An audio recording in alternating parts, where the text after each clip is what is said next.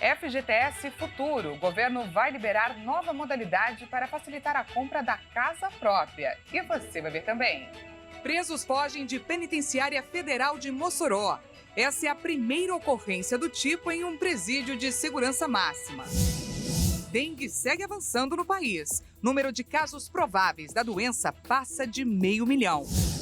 Nos Estados Unidos, republicanos destituem secretário de Segurança Interna de Biden por crise na fronteira. E ainda, protestos de agricultores indianos são reprimidos pela polícia. Essas e outras notícias você confere a partir de agora. Olá, boa tarde para você. Seja bem-vindo a essa edição. Agora são 13h04 pelo horário de Brasília. Chegamos ao vivo nessa quarta-feira para te contar os assuntos que estão em pauta no Brasil e no mundo. Então aproveite esses próximos minutinhos para se atualizar comigo.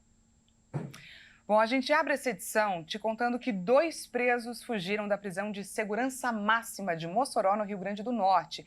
Essa é a primeira vez na história em que a carceragem federal registra fuga. A informação foi confirmada pelo Ministério da Justiça. O secretário nacional de Políticas Penais, André Garcia, está a caminho do estado e vai auxiliar nas buscas.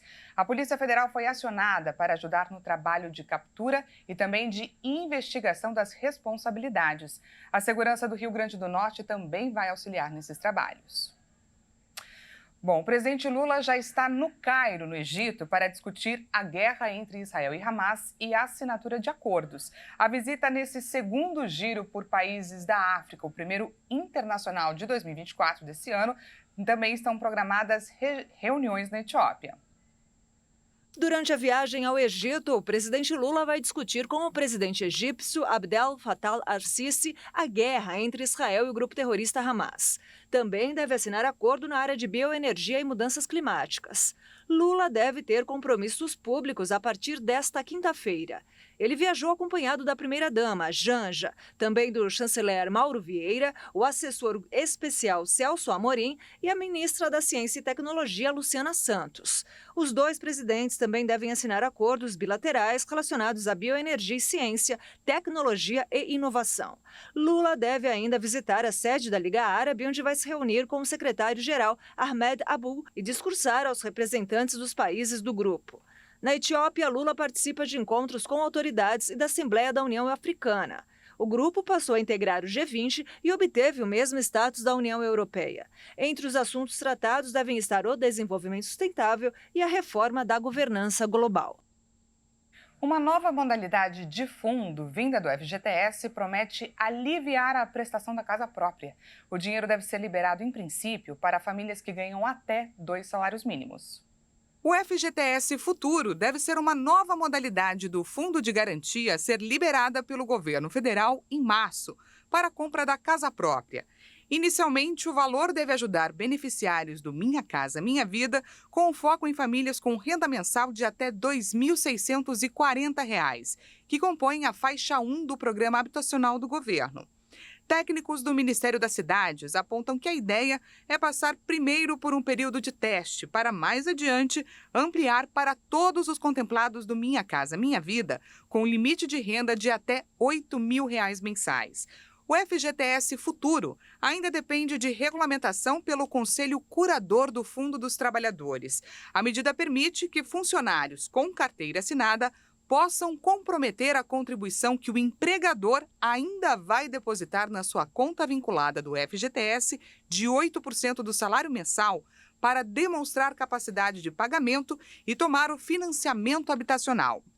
Quem ganha R$ 2.000, por exemplo, pode comprometer atualmente 25% da renda mensal, que seria o valor de R$ 500, e assumir uma prestação de R$ 660, que continuaria arcando com o mesmo valor. A diferença seria coberta automaticamente pela Caixa Econômica Federal mensalmente.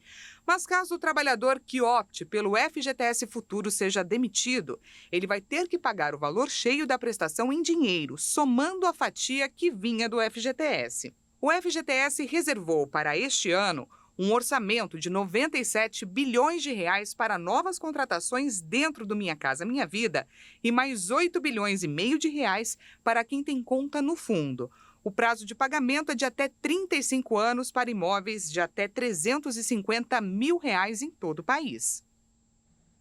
Empregadores têm até o fim do mês para enviar os informes de rendimentos aos trabalhadores. O documento é necessário para o preenchimento do imposto de renda. Pois é, aquela fase do ano de acertar as contas com o leão está chegando. No dia 29 de fevereiro, vence o prazo para as empresas enviarem aos funcionários o informe com os rendimentos referentes a 2023.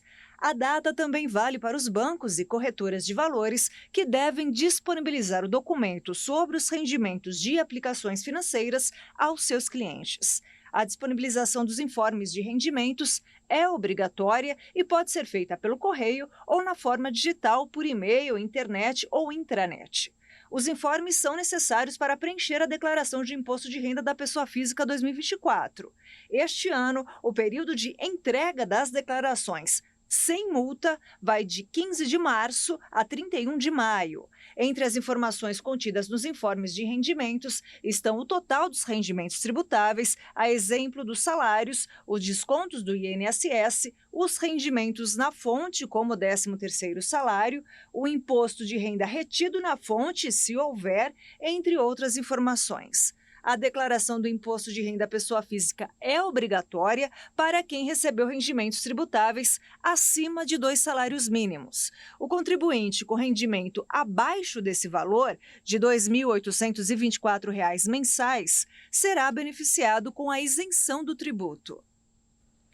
Mudando de assunto, já passa de 500 mil o número de casos prováveis de dengue aqui no Brasil.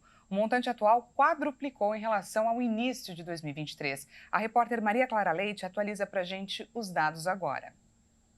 No começo do ano passado, foram registrados quase 130 mil casos prováveis de dengue no Brasil, enquanto nesse início de 2024, o número já passa de 510 mil. Minas Gerais é o estado com maior número de possíveis infectados, com 171 mil registros. Seguido por São Paulo, Distrito Federal, Paraná, Rio de Janeiro, Goiás, Espírito Santo e Santa Catarina. Na semana passada, o Ministério da Saúde iniciou a distribuição da Qdenga, a vacina contra a dengue produzida pela farmacêutica Takeda. O Distrito Federal foi a primeira unidade da federação a dar início à imunização. Por lá, mais de 10 mil crianças com idades entre 10 e 11 anos já foram vacinadas. A gente lembra aqui que essa é a faixa etária com maior índice de hospitalização por dengue dentro do público-alvo da vacina, que vai de 10 a 14 anos de idade. 521 municípios brasileiros considerados endêmicos foram selecionados para iniciar a vacinação contra a dengue pelo Sistema Único de Saúde. Mas o lote inicial do imunizante chegará primeiro para 315 municípios localizados, além do Distrito Federal, nos estados de Goiás, Bahia, Acre, Paraíba, Rio Grande do Norte, Mato Grosso do Sul, Amazonas, São Paulo e Maranhão. Até esse momento, o Ministério da Saúde já confirmou 75 mortes pela doença. Outros 340 óbitos estão em investigação. Bom, e com a explosão de casos de dengue, é importante todo brasileiro ficar atento aos sintomas e ao tratamento da doença. Confira agora comigo quais remédios são contraindicados e outros que podem ser usados para tratar manifestações da doença. A dengue se manifesta nas pessoas pela dor de cabeça, dor atrás dos olhos, dor no corpo, febre, enjoos, vômitos e manchas vermelhas. Também pode causar outros sintomas, como sonolência, irritabilidade e confusão mental. A doença é dividida em 2 grupos, a dengue clássica e a hemorrágica, quando a infecção começa a destruir plaquetas responsáveis pela coagulação e o paciente passa a ter sangramentos na gengiva ou nas fezes. É importante reforçar que não há um medicamento específico para o tratamento da dengue, mas há remédios disponíveis para amenizar os sintomas e eles devem ser indicados por um médico, já que muitas dessas medicações São usadas no dia a dia e vendidas sem a necessidade de prescrição médica nas farmácias, e elas podem sim aumentar o risco de sangramento. Especialistas, inclusive, alertam que alguns medicamentos não são indicados para tratar os sintomas da dengue porque podem piorar o quadro de saúde do paciente. A classe farmacêutica dos salicitatos, da qual fazem parte a aspirina e a AS, não devem ser usadas por pacientes que estão com suspeita de dengue ou que foram de fato diagnosticados com a doença. Eles podem afetar na coagulação, aumentando o risco de sangramentos e o agravamento da doença. Fazem parte desta categoria os derivados do ácido acetil salicílico, como diflunisal, salicilato de sódio e metilsalicilato. Os anti-inflamatórios não esteroidais, como ibuprofeno, nimesulida, o piroxan e o naproxeno também devem ser evitados, assim como os corticoides, como a prednisona e a hidrocortisona. O Ministério da Saúde emitiu uma nota dizendo que não há nenhum estudo que mostre a eficácia da ivermectina contra o vírus. Por outro lado, os 2 medicamentos mais indicados para amenizar os sintomas causados pela dengue são o paracetamol e a dipirona. Ambos podem ser usados com segurança e ajudam a amenizar as dores e o mal-estar. Além disso, é importante beber bastante água para hidratar o corpo. O paciente também pode fazer uso de soros para repor os sais perdidos. Mudando de assunto, subiu para 20 o número de mortos pela polícia na Operação Verão da Baixada Santista, no litoral de São Paulo. A Secretaria de Segurança Pública de São Paulo informou que as forças policiais na Baixada Santista já prenderam mais de 580 pessoas, entre elas 214 procurados pela Justiça. Os confrontos com a polícia também deixaram 20 suspeitos mortos. Essa é a terceira fase da Operação Verão das polícias Militar e Civil. Todos os casos seguem com investigações coordenadas pela 3ª Delegacia de Homicídios da DEIC de Santos, com o acompanhamento do Ministério Público e também do Poder Judiciário. Bom, agora são 13 horas e 15 minutinhos. A gente vai para um rápido intervalo e na volta você confere. Republicanos destituem secretário de Segurança Interna de Biden por crise na fronteira. E ainda, protestos de agricultores indianos são reprimidos pela polícia. A gente volta já já. Não perca!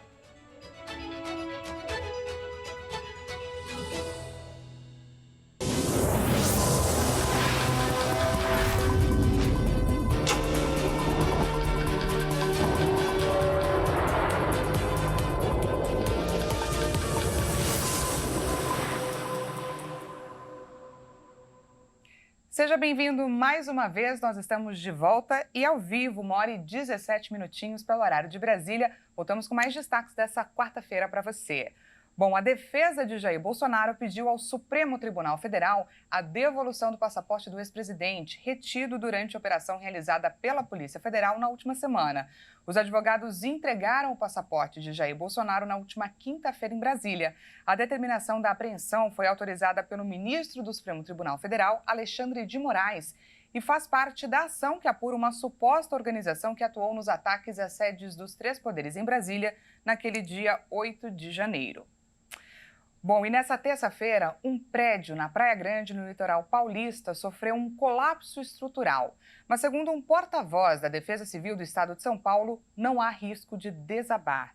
Ontem, no início da tarde, o prédio residencial com 133 apartamentos foi evacuado depois que técnicos da Defesa Civil identificaram um colapso estrutural em 3 colunas da edificação. O problema foi constatado no subsolo. Segundo relatos dos moradores, foram ouvidos barulhos como se fossem de explosões. A possibilidade, segundo as autoridades, é que aconteceu um cisalhamento na edificação que causou essa explosão do concreto que cerca as ferragens nas colunas, mas apenas um laudo irá de fato apontar o que causou esse abalo nas colunas. A expectativa da Defesa Civil é que a construtora e a administradora do prédio apresentem documentos à Prefeitura da Praia Grande para que as autoridades indiquem quais obras precisarão ser feitas para que o prédio volte a ser ocupado no futuro com toda a segurança.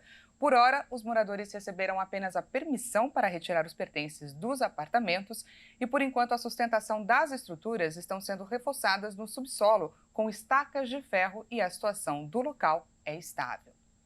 Vamos agora de destaque internacional, tensão no Mar Negro.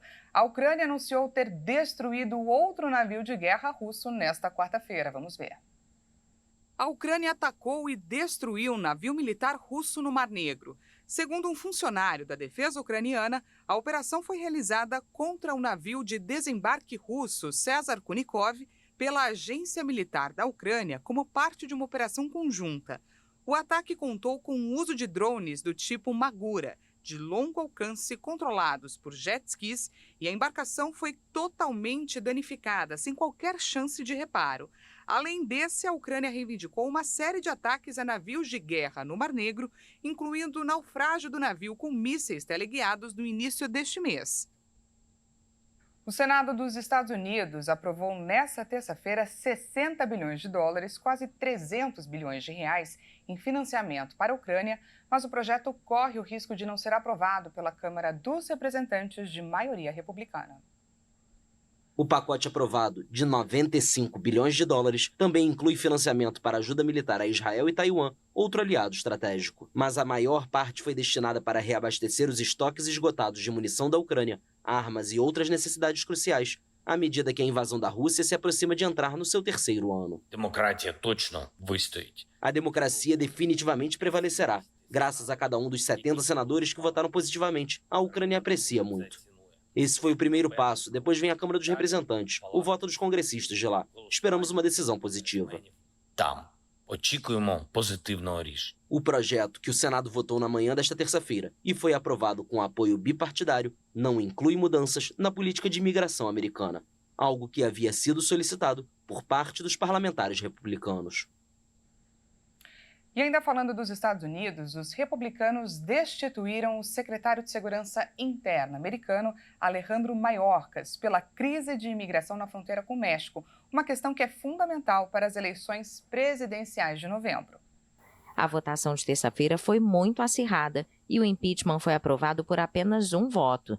Na semana passada, a oposição republicana fracassou na tentativa de abrir um processo político contra Mayorkas, por não ter calculado corretamente quantos congressistas haveria na Câmara. Esta é a primeira vez em 150 anos que é aberto um julgamento político contra um alto funcionário do gabinete. Isso só aconteceu em 1876, com o secretário da Guerra William Belknap. Os conservadores culpam Mayorkas há meses pelo aumento do fluxo migratório. O presidente Joe Biden saiu em defesa do secretário e acusou os republicanos de cometerem um ato flagrante de partidarismo inconstitucional. A acusação surge meses antes das eleições presidenciais de novembro, nas quais Biden pode voltar a enfrentar o ex-presidente Donald Trump, conhecido pelo seu forte discurso anti-imigração. A pressão internacional para alcançar um acordo de trégua entre Israel e Hamas se intensificou, apesar da ameaça de uma ofensiva israelense em Rafah, no sul da faixa de Gaza, onde mais de 1 milhão de palestinos estão refugiados. O diretor da CIA, William Burns, o chefe do Mossad, David Barnes, e o primeiro-ministro do Catar, Mohammed bin Abdulrahman Al Thani, se reuniram com autoridades egípcias no Cairo nesta terça para discutir uma trégua em Gaza. As conversas ocorreram em um ambiente positivo, segundo a emissora Al Qahera News, que citou um alto funcionário egípcio. Já o líder do Hezbollah libanês pró-Irã condicionou nesta terça o fim dos ataques de seus homens contra o território israelense a uma trégua em Gaza. Hassan Nasrallah acusou mediadores internacionais de tentarem apaziguar a tensão no sul do Líbano para proteger Israel. O Hezbollah começou a disparar foguetes contra posições militares no norte de Israel um dia após o início da guerra em Gaza, desencadeada em 7 de outubro pelo ataque de seus aliados palestinos do Hamas no sul israelense. Em resposta, Israel lança frequentes bombardeios no sul do Líbano e ataques contra os líderes do Hezbollah. Os confrontos provocaram o deslocamento de dezenas de milhares de pessoas de ambos os lados da fronteira. Bombas de gás lacrimogêneo foram lançadas para reprimir protestos dos agricultores indianos nesta quarta-feira. Os trabalhadores exigem a determinação de um preço mínimo para as colheitas e outras concessões, entre elas o perdão das dívidas.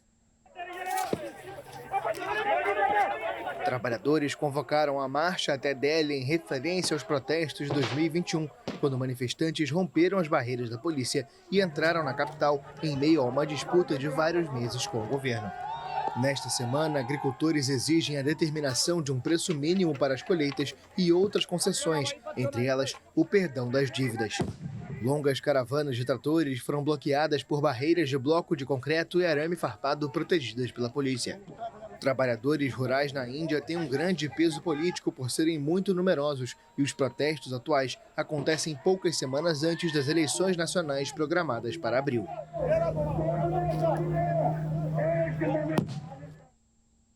Essa edição fica por aqui diretamente de Berlim, na Alemanha. Com esse grande prédio você vai ver à sua direita, que nos rouba a atenção.